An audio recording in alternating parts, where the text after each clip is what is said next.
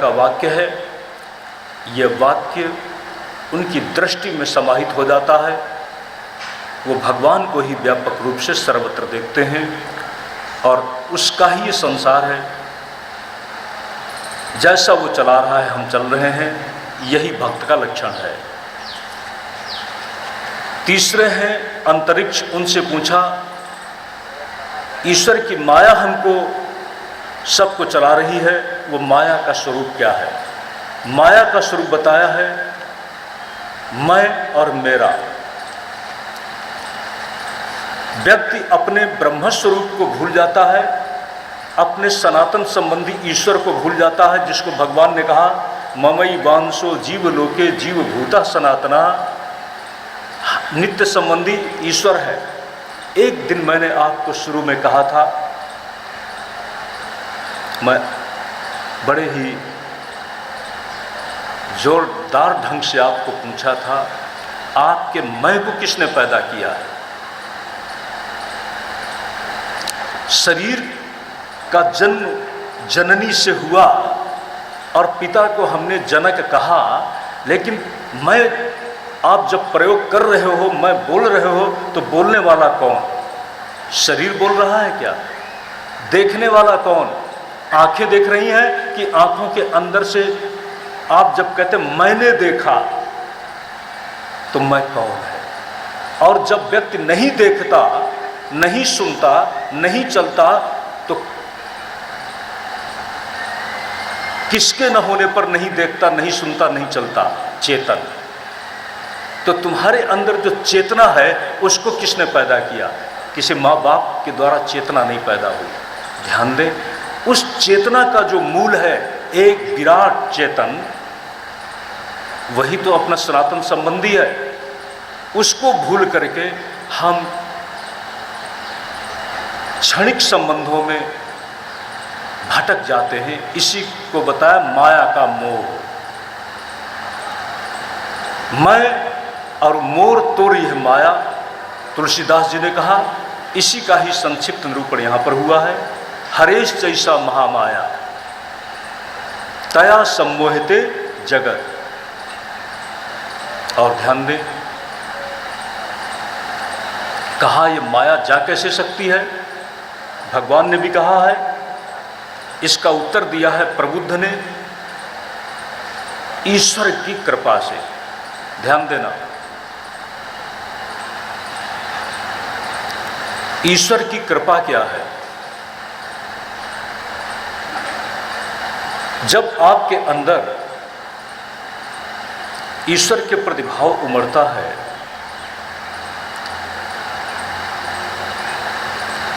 तो भक्ति होगी।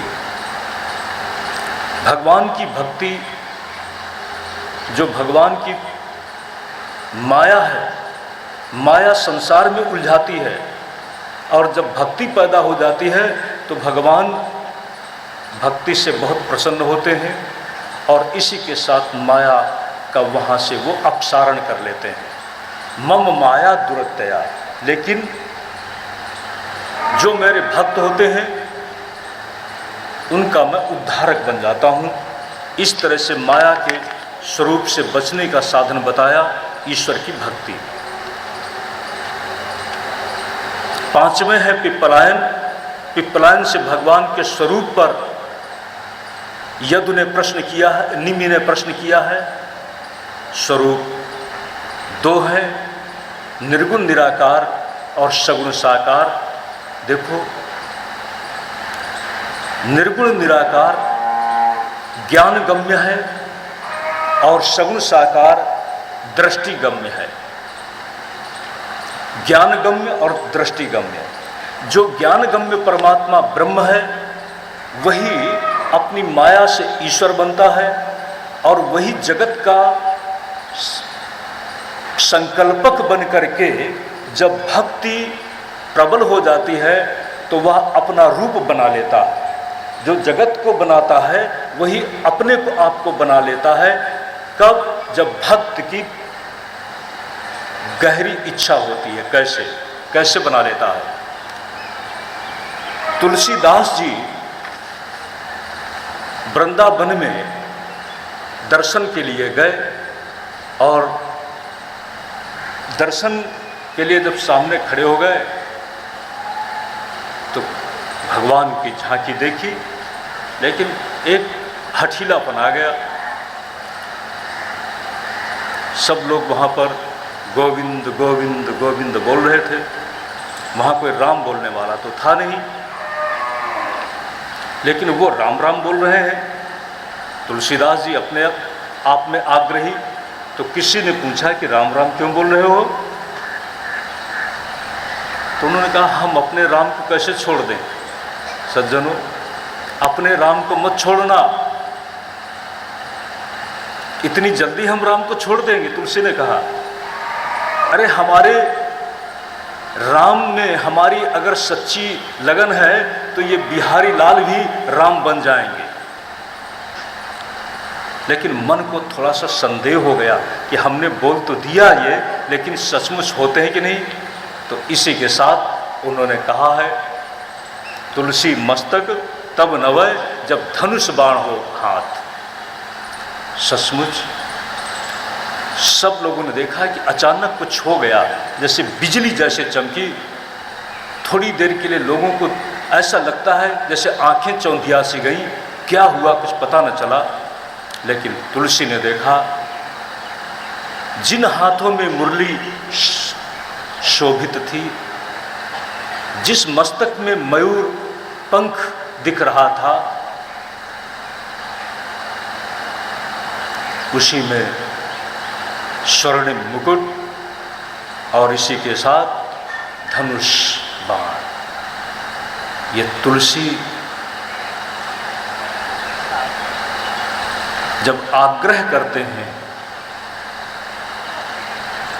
तो जो राम है वही कृष्ण है, और जो कृष्ण में छिपा हुआ है वही विष्णु है, और वही ईश्वर है।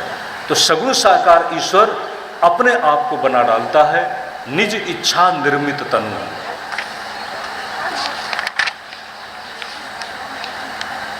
छठे योगी थे आविर्होत्र, उनसे निमि ने जानना चाहा कि कर्म का रहस्य क्या है, योग क्या है। योग, ध्यान देना सज्जनों, योग कराने के लिए आपके पास सिर्फ स्मृति है। स्मृति, स्मृति। आप याद किसकी करते हैं? किसी व्यक्ति ने किसी को पूछा कि आप मुझे याद करते हो कि नहीं? उसने कहा मुझे याद करने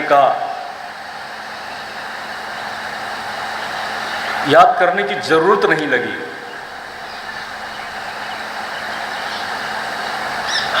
तो उसने पूछा इसका मतलब आप मुझे याद नहीं करते? उत्तर दिया अगर तुम मेरे याद में न हो तो हम याद करें, और जब याद में बसे ही हुए हो तो फिर याद कैसे करें? याद, ध्यान देना सज्जनों, भगवान की याद भगवान से योग करा देती है। स्मृति योग संपूर्ण योग का रहस्य है। जब वृत्तियां पलट गईं, संत दादू भी इसी गुजरात की विभूति हैं। आपस में सत्संग चल रहा था।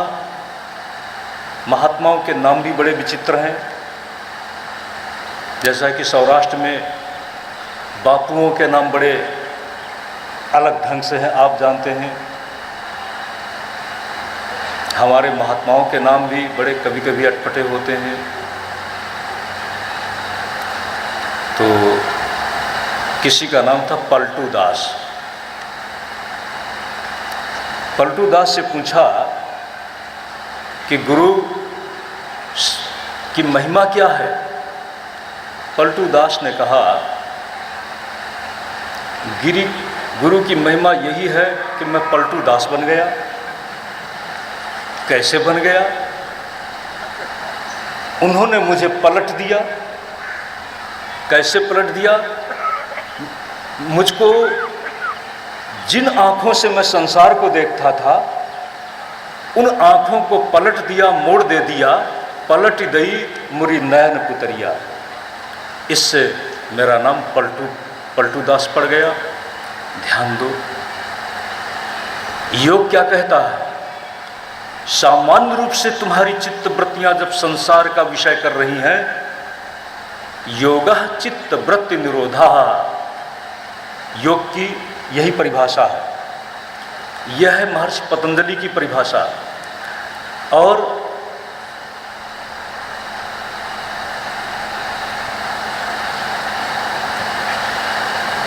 देखो, श्रीमद् भागवत के माध्यम से कुछ संदेश ले करके जाए।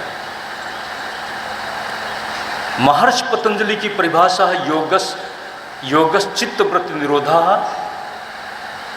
और वेदव्यास ने जो भाष्य किया है, कहते हैं, उनकी परिभाषा है योगस समाधि ही। चित्त वृत्ति निरोधा, इसको उन्होंने परिभाषित कर दिया। चित्त वृत्तियों का निरुद्ध हो जाना कहाँ? कहते हैं समाधि। एक ऐसी स्थिति जहाँ पर बुद्धि परम समता को प्राप्त हो गई, परम समता को प्राप्त हो गई। अब कोई हलचल नहीं, कोई असंतुलन नहीं, लेकिन बुद्धि उस परम सत्य में, ईश्वर की सत्ता में विवेक पूर्वक, ज्ञान पूर्विका बनकर एकाकार हो जाए। और हमारे अंदर का जो चेतन है, मैं, सज्जनों, उस बुद्धि में अपने आप एकाकार हो जाए, इसका नाम है योग। इस तरह से कर्म में हम चलें। इस स्मृति योग के माध्यम से स्मृति इस बात की बनी रहे, जिस स्मृति को जनक ने जिया था। जनक संसार में रहकर, भोगों में भी रहकर योगी थे। ध्यान देना, जो निमि प्रश्न कर रहे हैं वो जनक के ही तो पूर्वज हैं। बाद में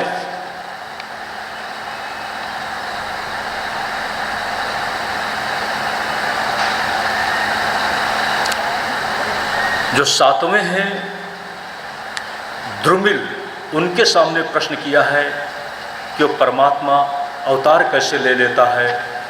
आपने अभी तक सुना, अवतार वह प्रेमा भक्ति से परमात्मा अपनी पूर्णता के साथ, समग्रता के साथ इस धरती में उतर आता है।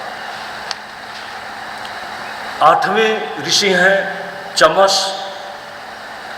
चमस से पूछा कि यदि व्यक्ति को ज्ञान न हुआ, भक्ति न हुई, उपासना न घटित हुई, तो अज्ञानी की गति क्या होती है? कहा भक्ति, ज्ञान और उपासना तीनों एक दूसरे के साथ पूरक हैं। अगर ये घटित न हुए तो संसार में कहाँ कहाँ जन्म लेंगे, कहाँ कहाँ चलेंगे। भगवान अगर न मिले तो तुम्हारी गति क्या होगी? सज्जनों, या तो बहुत बड़ी पुण्य की बात है तो स्वर्ग मिल जाएगा, भगवान न मिले तो स्वर्ग जाकर के भी लौटना पड़ेगा। छीड़े पुण्य मर्तलोकम, फिर से आना पड़ेगा। और फिर इसके बाद पता नहीं पशु पक्षी योनि में चले जाएं, पता नहीं अधोगति, कुगति, दुर्गति। कहते हैं इस सब को व्यक्ति प्राप्त होता है भक्ति, ज्ञान, उपासना के न होने पर। यह है अज्ञानी की गति। इस मनुष्य शरीर में ज्ञान की उपलब्धि हो जाए, ज्ञान की सिद्धि हो जाए। कहते हैं दुनियादारी का ज्ञान। दुनियादारी का ज्ञान तो दुनियादारों के लिए है।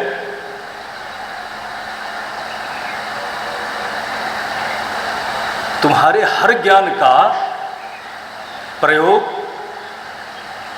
लोगों के लिए है, लेकिन आत्मज्ञान में जिसको उपनिषद और वेदांत बताते हैं तत्त्वमसि, वो तुम्हारे लिए है। ईश्वर का ज्ञान तुम्हारे लिए है, भक्ति और उपासना की भूमि तुम्हारे लिए है। इसलिए सज्जनों, दुनियादारी के ज्ञान में कुशल रहते हुए भी इस आत्मज्ञान से अपने आप को सजगता के साथ जोड़ के रखना चाहिए। ये बताया 8वें ऋषि ने, चमस ने। 9वें हैं करभाजन। करभाजन इनसे पूछा है कि भगवान के अलग अलग युगों में अवतार हुए, कैसे कैसे रंग, क्या क्या उन्होंने किया, ये आपने सुना है। आगे बढ़ते हैं।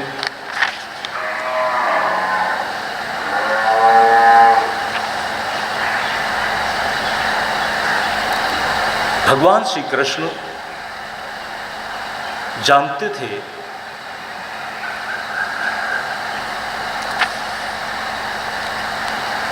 कि जो ब्राह्मणों से साप मिला है वो नष्ट नहीं होगा। वसुदेव जी देवर्षि नारद से सत्संग कर रहे थे। उस सत्संग की बात आपने सुना। इधर भगवान ने देखा कि अब जल्दी करना पड़ेगा। ध्यान देना, वो काल का भी महाकाल है। भगवान देखते हैं कि सत्संग करें, कुछ भी करें, शरीर का अंत तो होगा ही। यदुवंश के अंत का समय निकट आ गया है।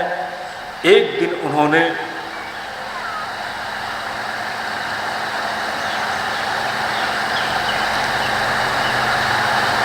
एकांत में बैठकर चिंतन किया,